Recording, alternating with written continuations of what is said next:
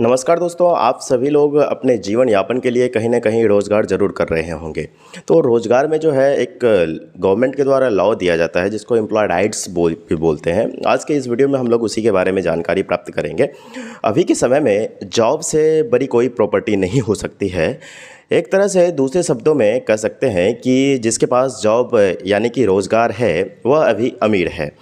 हम यहाँ एम्प्लॉय के कुछ राइट्स और बेनिफिट्स की जानकारी प्राप्त करेंगे और इसके तहत जो भी कानून है स्वयं ऐसे कड़ी मेहनतकश एम्प्लॉय को गारंटी देता है, या यूँ कहें कि कभी कर्मचारी को पता होना चाहिए कि एम्प्लॉय राइट्स क्या क्या है। यहाँ भारत के हर एम्प्लॉय को कानून द्वारा गारंटीकृत कुछ राइट्स और बेनिफिट्स दिए जाते हैं, जिनके बारे में आज की इस वीडियो में हम लोग जानेंगे। वीडियो को स्टार्ट करने से पहले अगर आप इस चैनल पर नए हैं तो चैनल को सब्सक्राइब कर लीजिएगा।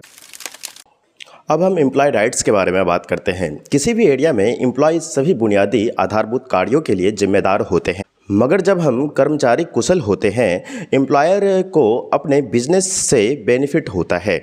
ऐसा काम ही होता है कि मगर कर्मचारी के सर्वोत्तम आउटपुट को सुनिश्चित करने के लिए एम्प्लॉयर को उन्हें पर्याप्त रूप से प्रेरित करने और उन्हें पुरस्कृत करने की आवश्यकता होती है। Labour laws in India. Bharat में एम्प्लॉयर को लेबर लॉ का पालन करना पड़ता है। आइए इसके बारे में हम लोग विस्तार से जानकारी प्राप्त करते हैं। लिखित जॉब एग्रीमेंट या फिर अपॉइंटमेंट लेटर, लिखित रोजगार समझौता, शॉर्टकट में जॉब कॉन्ट्रैक्ट है जिसके तहत किसी के लिए वर्क शुरू करने से पहले एम्प्लॉयज़ को ऐसे कॉन्ट्रैक्ट में प्रवेश करना सुनिश्चित करना होगा। लीगल रोजगार अनुबंध आजकल जॉब का एक अनिवार्य पार्ट बन गया है। यह एक तरह से कॉन्ट्रैक्ट एम्प्लॉयर या फिर एम्प्लॉय संबंध स्थापित करता है। सभी सेवा शर्त आपके अपॉइंटमेंट लेटर में लिखी हुई होती है। इसके संबंध में नियम और कुछ शर्तें भी हैं, आइए हम लोग जानते हैं। जैसे कि वेतन, नौकरी पदनाम, काम करने का स्थान, कार्य समय, गोपनीय जानकारी और व्यापार रहस्यों का खुलासा नहीं, विवाद समाधान विधियाँ इत्यादि, इन सब चीज़ों वो लिखा रहता है। इसके तहत एम्प्लॉयर और एम्प्लॉयज़ दोनों को कॉन्ट्रैक्ट के नियम और शर्तों को पूरा करना होगा। जॉब कॉन्ट्रैक्ट नियोक्ता और कर्मचारी दोनों के राइट्स के लागू करने में मदद करता है। न्यूनतम मजदूरी यानी कि मिनिमम वेजेस। ऑर्गेनाइज्ड एरिया में काम करने वाले एवरी एम्प्लॉयज़ को मिनिमम वेजेस का राइट होता है। मिनिमम वेजेस से कर्मचारी को न केवल फूड की गारंटी देता है बल्कि एजुकेशन, चिकित्सा आवश्यकताओं और कुछ स्तर के आराम के लिए भी व्यवस्था प्रोवाइड करवाती है। यह मिनिमम वेजेस एक्ट गारंटी प्रदान करता है। हालांकि यह एक्ट कुछ निर्धारित एम्प्लॉयमेंट के लिए निर्धारित किया गया है। इन एम्प्लॉयर के लिए यह एक्ट पूरे इंडिया में लागू होता है। इस एक्ट के तहत मिनिमम वेजेस से कुशल और अकुशल लेबर दोनों पर लागू होती है। यह मिनिमम वेजेस देश भर के सभी एरिया के लिए इक्वल नहीं है। सेंट्रल गवर्नमेंट और स्टेट गवर्नमेंट दोनों में हम इसके बारे में आगे बात करेंगे। कारकों के अनुसार मिनिमम वेजेस तय करने की शक्ति है, जैसे कि काम के प्रकार, काम के घंटे, क्षेत्र और कुछ पॉइंट्स है। जीवन यापन की लागत, भुगतान करने के लिए नियोक्ता की क्षमता। मिनिमम वेजेस का रेट राजपत्र में उपयुक्त गवर्नमेंट द्वारा हर लागू उद्योग के लिए अधिसूचित की जाती है। वर्क प्लेस पर सेक्सुअल हरासमेंट से संरक्षण। वर्क प्लेस पर यौन उत्पीड़न एक बहुत ही गंभीर मुद्दा है। सुप्रीम कोर्ट के ऑर्डर के बाद हमें sexual harassment of women, work place पर सेक्सुअल हरासमेंट से संरक्षण, वर्क प्लेस पर यौन उत्पीड़न एक बहुत ही गंभीर मुद्दा है। सुप्रीम कोर्ट के ऑर्डर के बाद एक्ट 2013 मिला। यह एक आपराधिक अपराध है जो आईपीसी द्वारा जुर्माना के साथ या बिना 3 साल तक दंडनीय है। दोस्तों अब हम बात करते हैं वर्क प्लेस पर सेक्सुअल हरासमेंट से संरक्षण। वर्क प्लेस पर यौन उत्पीड़न एक बहुत ही गंभीर मुद्दा। दोस्तों वर्क प्लेस पर सेक्सुअल हरासमेंट से संरक्षण, वर्क प्लेस पर यौन उत्पीड़न एक बहुत ही गंभीर मुद्दा है। सुप्रीम कोर्ट के ऑर्डर के बाद हमें sexual harassment of women at work place prevention, prohibition and redressal act 2013 में मिला। यह एक आपराधिक अपराध है जो आईपीसी द्वारा जुर्माना जुर्माना के साथ या बिना 3 साल तक दंडनीय है। कार्यस्थल पर यौन उत्पीड़न में निम्नलिखित में से एक या अधिक शामिल है। शारीरिक संपर्क और प्रगति, यौन पक्षों के लिए एक मांग या अनुरोध, यौन रंग की टिप्पणियां बनाना, अश्लील साहित्य दिखाना, यौन प्रकृति के किसी भी अन्य अवांछित शारीरिक मौखिक या गैर मौखिक आचरण।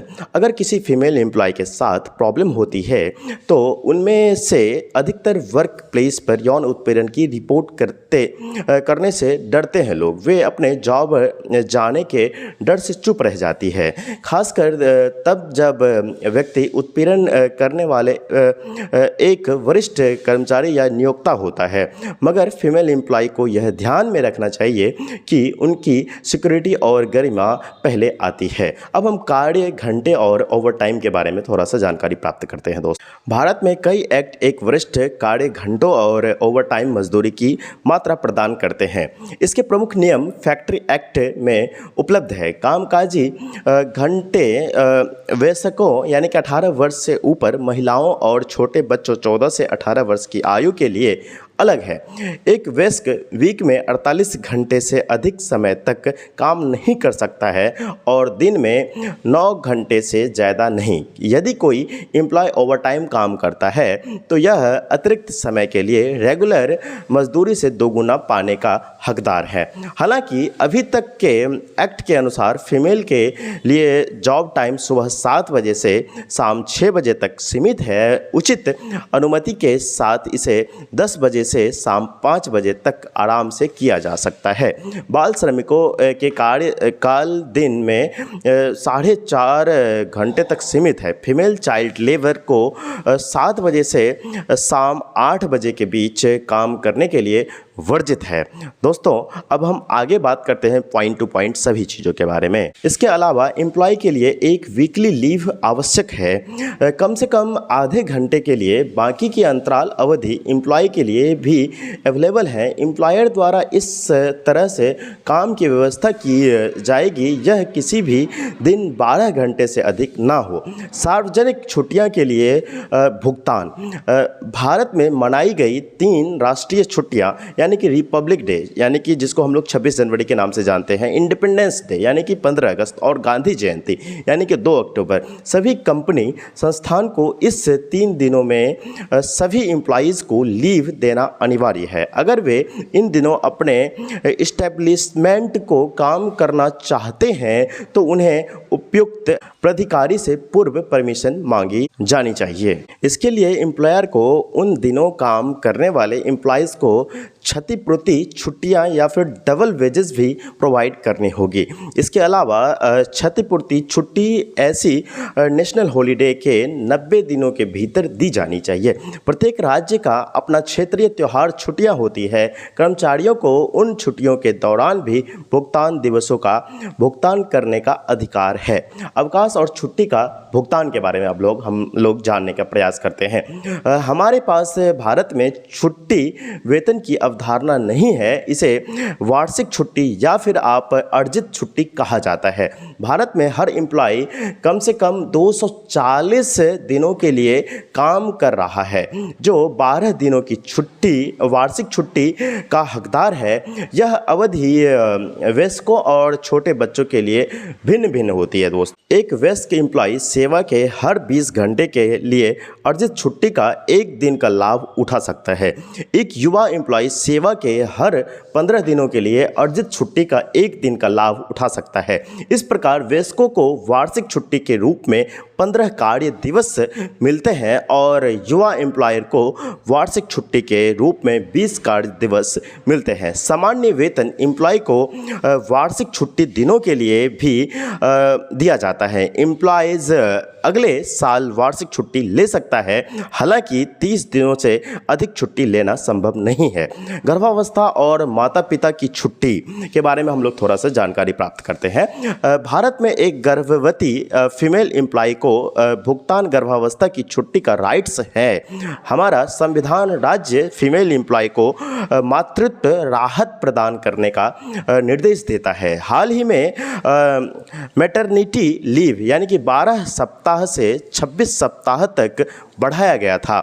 26 सप्ताह में अधिकतम 8 सप्ताह प्री नेटल छुट्टी के रूप में उपलब्ध है। यहाँ तक कि गोद लेने वाले सरोगेट और कमीशनिंग माताओं को मैटरनिटी लीव का भी बेनिफिट उठाने का राइट्स है।